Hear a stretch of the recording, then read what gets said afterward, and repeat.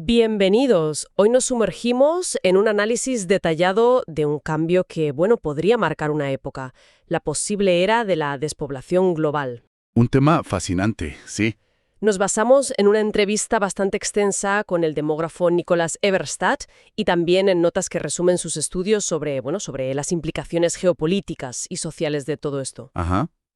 El objetivo es entender por qué, por primera vez desde la peste negra, allá por el siglo XIV, la población mundial podría empezar a disminuir. O sea, cuáles son las raíces de esta tendencia que no tiene precedentes y qué consecuencias podría tener para el mundo. Claro. Y es fundamental, yo creo, captar lo singular de este momento. Porque, a diferencia de caídas demográficas anteriores, que siempre venían por catástrofes, pues la peste negra, grandes guerras, hambrunas, pandemias terribles. Claro, eventos externos muy claros. Exacto. La tendencia actual emerge en un momento de salud global, digamos, récord, que de hecho sigue mejorando. Es una paradoja, ¿no? Totalmente. El factor clave no es que muera más gente, no es un repunte de la mortalidad, es una caída, generalizada y además persistente de la fecundidad. Vemos cómo las tasas globales se están situando por debajo del nivel de reemplazo. Ese famoso 2,1 hijos por mujer, ¿verdad? Eso es, el umbral estimado para mantener estable la población a largo plazo. Lo que significa que, colectivamente no estamos teniendo suficientes hijos para reemplazar a la generación actual. Y según Eberstadt, incluso es posible que ya hayamos cruzado ese umbral a nivel global. Exacto. Aunque necesitaremos datos retrospectivos de varios años para confirmarlo del todo, ¿eh? Pero la tendencia de fondo, eso sí, es clarísima. Pues hagamos un recorrido rápido por el planeta a ver cómo se ve esto. La imagen general es que prácticamente todos los continentes, salvo una gran excepción, ya muestran patrones de natalidad por debajo de ese nivel de reemplazo. Sí. Si miramos a Asia Oriental, China, Japón, Corea del Sur, Taiwán, ahí vemos poblaciones que ya están disminuyendo activamente. Y las tasas de fecundidad allí son, alarmantemente bajas. Rondan una media regional de apenas un hijo por mujer. La mitad del reemplazo. Exacto. Un 50% por debajo. Y en sitios concretos como Taiwán, Corea del Sur o muchas zonas urbanas de China, la cifra es incluso inferior a ese hijo por mujer. Es un panorama demográfico, radicalmente nuevo.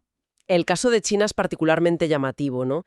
Después de décadas de la política de hijo único, desde 1979, la quitaron en 2016 esperando, imagino, que hubiera un repunte de nacimientos. Pero pasó lo contrario. Justo lo contrario. Los nacimientos cayeron en picado casi a la mitad. Eberstadt lo interpreta como un voto de no confianza, bastante claro, de la población hacia el régimen de Xi Jinping. Vaya. Precisamente, la gente no respondió como el gobierno esperaba, lo que sugiere que hay factores más profundos, más allá de la política estatal. Entiendo. Y esta tendencia no se limita a Asia Oriental, ¿eh? India, que ahora es el país más poblado del mundo, también presenta una fecundidad nacional por debajo del reemplazo. El ejemplo de Kolkata es muy potente.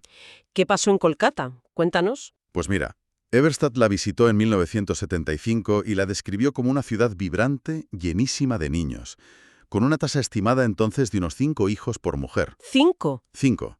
Pues bien, en 2021, las cifras oficiales para Kolkata daban una tasa de fecundidad de solo 1 hijo por mujer. 1. Increíble. Más baja que la de cualquier ciudad importante de Alemania o Italia. Es una transformación, asombrosa en el lapso de una vida. Un cambio drástico, sí, en apenas una generación. Y si nos vamos a Europa, el panorama es quizá aún más veterano en esto de la baja natalidad, ¿no? Ciertamente. Europa lleva medio siglo, 50 años, con tasas de fecundidad por debajo del reemplazo. Fíjate en Rusia. Desde la caída de la URSS ha acumulado un déficit de 17 millones de nacimientos respecto a las muertes. ¿17 millones? Sí.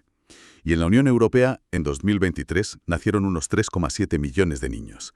En 1964 fueron 6,8 millones. Es casi la mitad. Hay un dato histórico que citan las fuentes que a mí me impactó mucho. Francia tuvo menos nacimientos en 2023 que en 1806.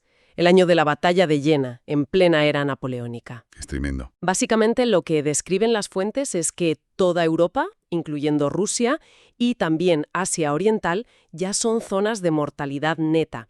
Es decir, muere más gente de la que nace cada año. Y el patrón se extiende, ¿eh? América Latina y el Caribe, el norte de África, Oriente Medio, también muestran tasas de natalidad sorprendentemente bajas.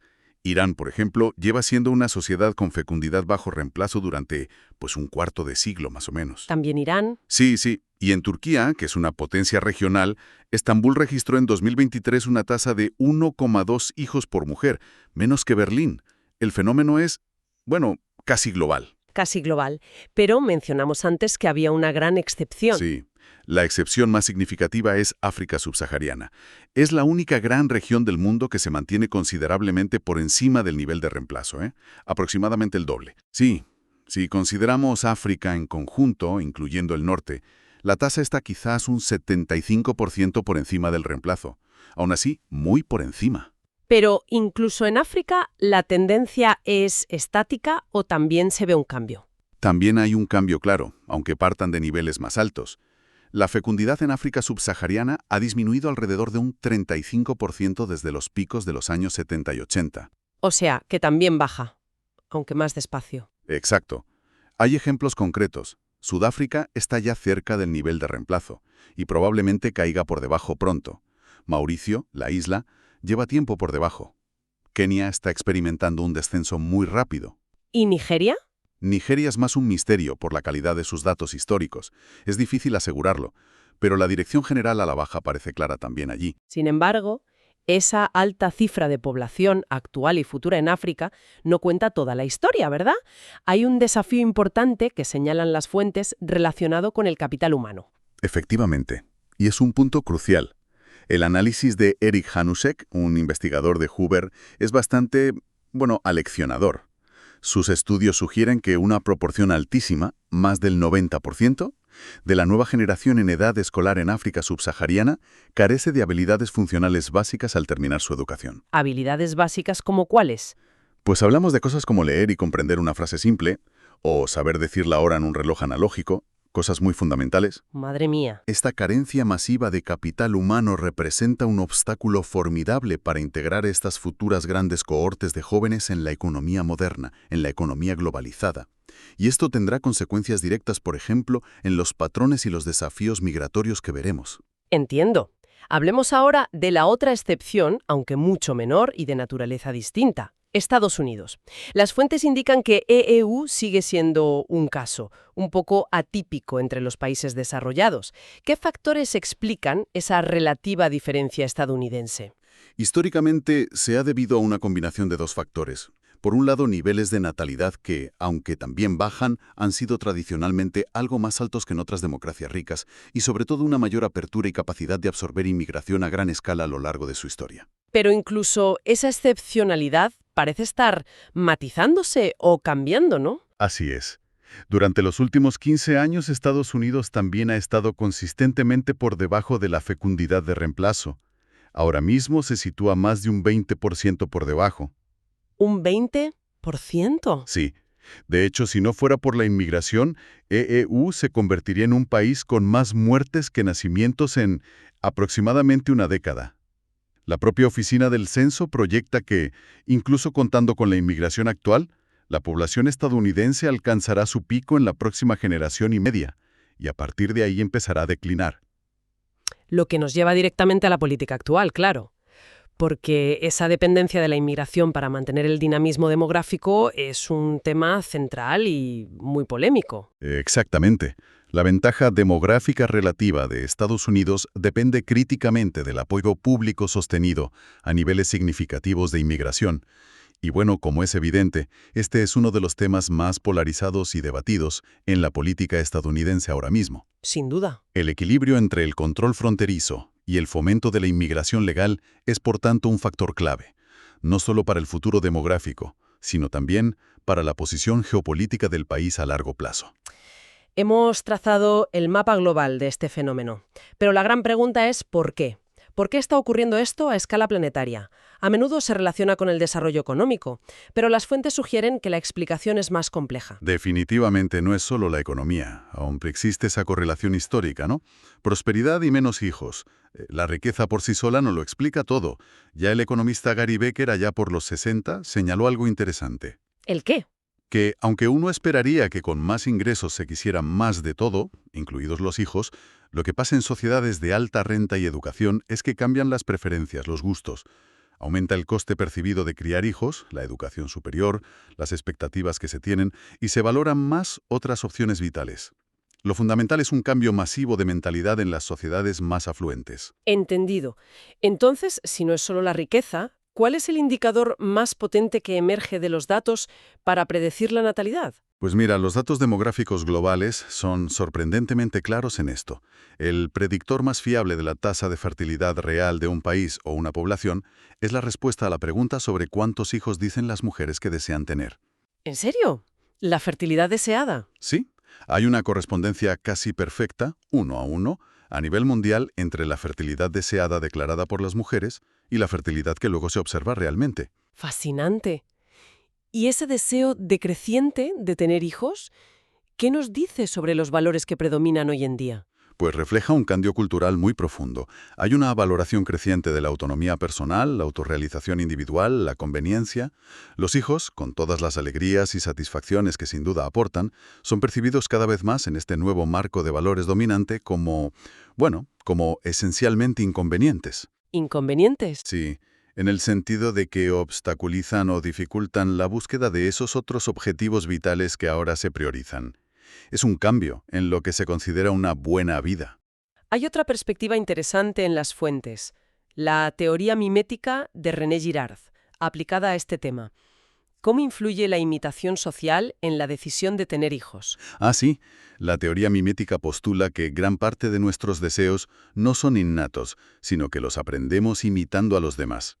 Vemos lo que otros valoran y hacen, y eso moldea nuestras propias aspiraciones. Vale. Mary Eberstadt usa esta idea con una analogía curiosa, la del gato atrapado en el árbol. El gato en el árbol. Sí, dice que un gato doméstico que nunca ha visto a otros gatos trepar y sobre todo bajar de un árbol, si alguna vez sube, luego no sabe cómo bajar, se queda atrapado.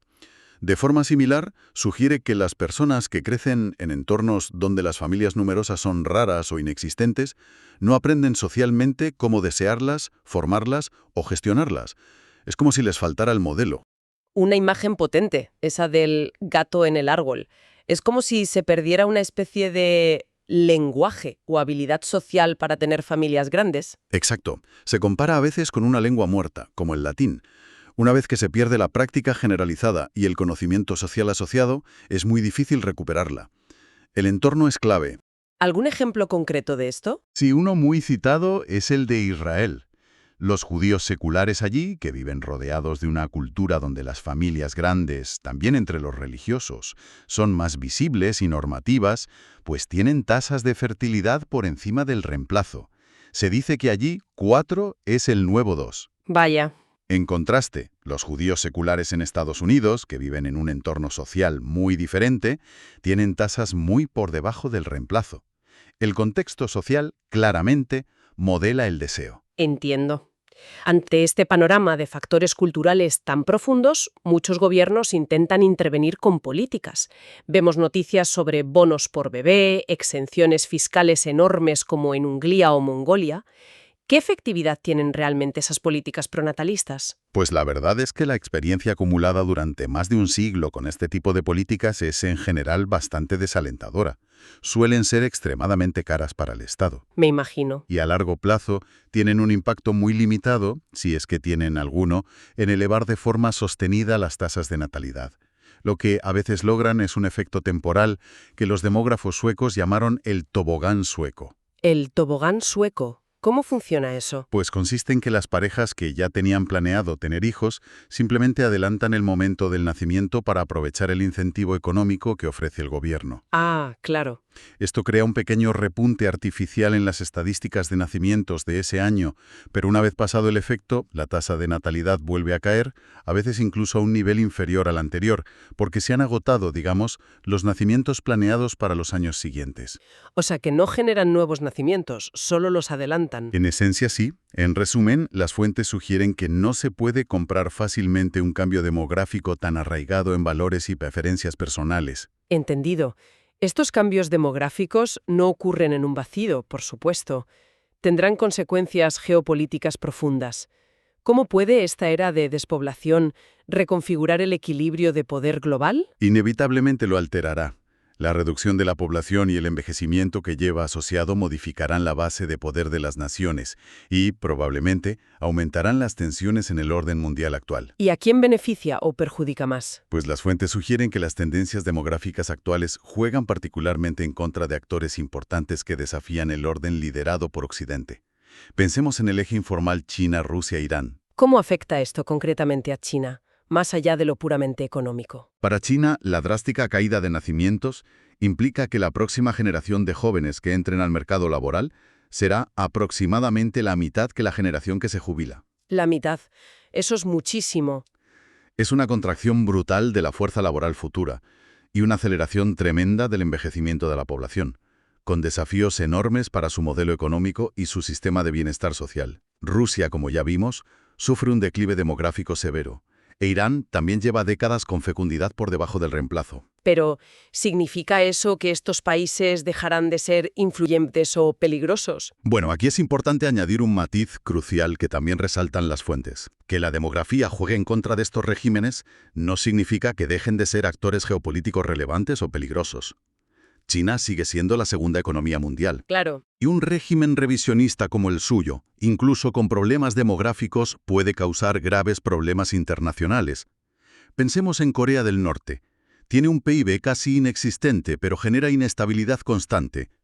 La demografía es un factor importante, sí, pero no el único que determina el poder o la capacidad de disrupción de un Estado. Se especula mucho, especialmente sobre China, acerca de si la composición de su ejército, con cada vez más hijos únicos, podría afectar su disposición a asumir riesgos militares o su tolerancia a las bajas. Por ejemplo, en un conflicto sobre Taiwán. ¿Qué dicen las fuentes? Es una pregunta muy pertinente, pero por ahora, como indican las fuentes, estamos más bien en el terreno de la especulación informada y las analogías históricas. No hay estudios concluyentes que demuestren de forma sólida cómo la estructura familiar de los soldados afectará la tolerancia a las bajas de un país autoritario como China. O sea, que es una incógnita. Es un factor que los analistas consideran, sí, pero cuyas implicaciones reales son aún inciertas. Frente a estos desafíos demográficos para sus principales rivales geopolíticos, ¿cómo queda posicionada Estados Unidos? Pues como comentábamos, EU mantiene una ventaja demográfica relativa.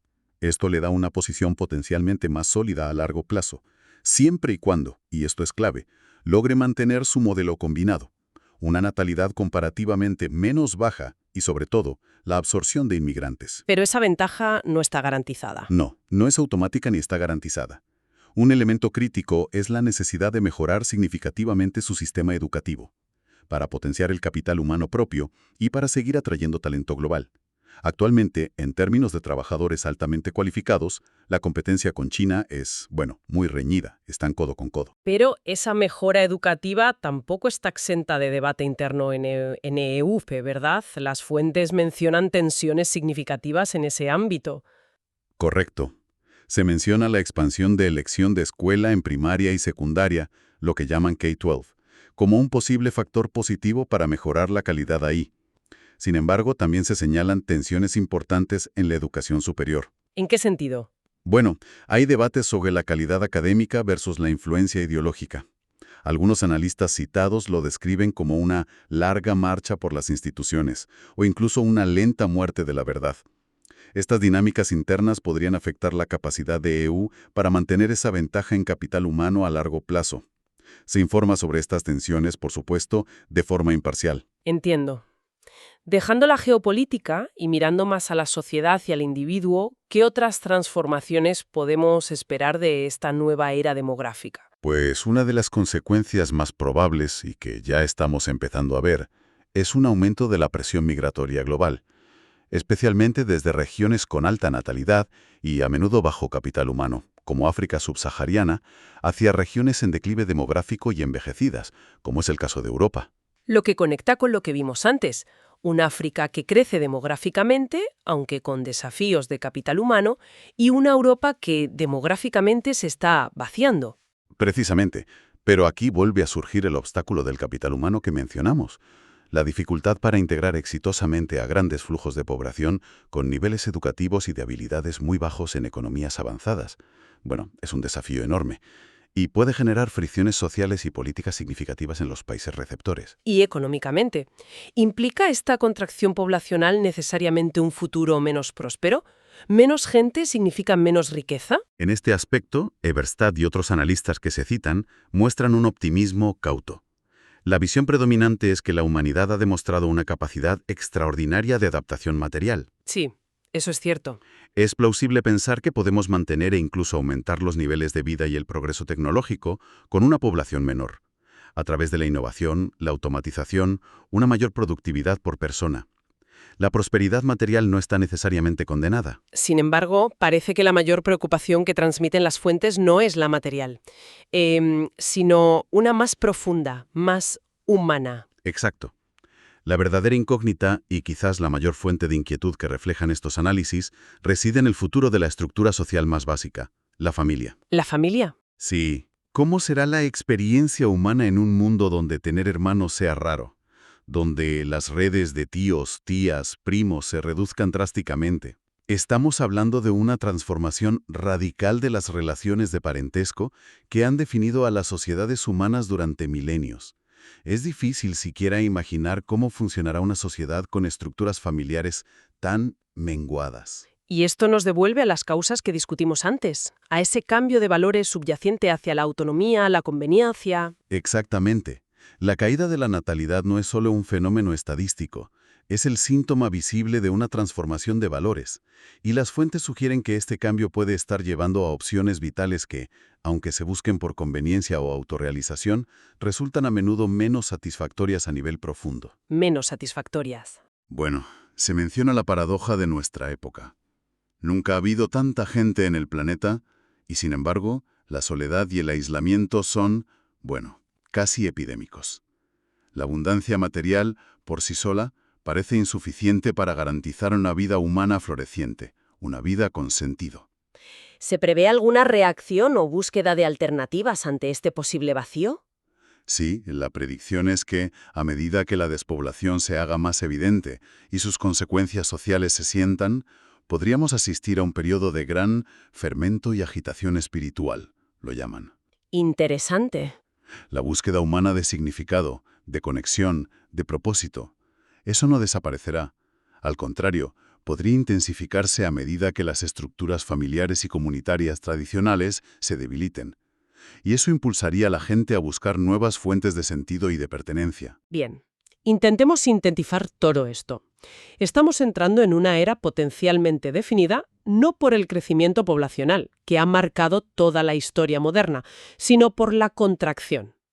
Este cambio histórico viene impulsado fundamentalmente por una caída global y persistente de la fecundidad, que está relacionada con profundas transformaciones culturales y de valores. Eso es. Afecta a casi todo el mundo, excepto por ahora a África subsahariana. Y las consecuencias son dobles. Por un lado, una reconfiguración geopolítica que desafía a potencias como China y Rusia y ofrece una ventaja potencial a Estados Unidos, aunque condicionada a su gestión de la inmigración y la educación. Ajá. Y por otro lado, y quizás esto es lo más importante, plantea preguntas fundamentales sobre el futuro de la familia, la cohesión social y la búsqueda de sentido en un mundo que podría ser materialmente próspero, sí, pero quizá humanamente más solitario y fragmentado. Has captado perfectamente la esencia de la reflexión que proponen las fuentes. Eberstadt y otros analistas confían, como decíamos, en nuestra asombrosa capacidad de adaptación material como especie. Somos increíblemente ingeniosos para resolver problemas técnicos y económicos. ¿Sí? La gran pregunta abierta, sin embargo, es cómo nos adaptaremos social, cultural y espiritualmente a esta nueva realidad. ¿Cómo será la vida cotidiana, las relaciones humanas, la transmisión de valores en un mundo con estructuras familiares radicalmente distintas, posiblemente dominado por un énfasis extremo en la autonomía individual y la conveniencia? Es una pregunta enorme. Lo es. La prosperidad material puede coexistir, y quizás ya lo hace, con una profunda inquietud existencial. La cuestión que queda flotando, y que estas tendencias nos obligan a afrontar, es ¿qué tipo de sociedad, qué tipo de humanidad estamos construyendo para esta nueva era demográfica que apenas comenzamos a vislumbrar?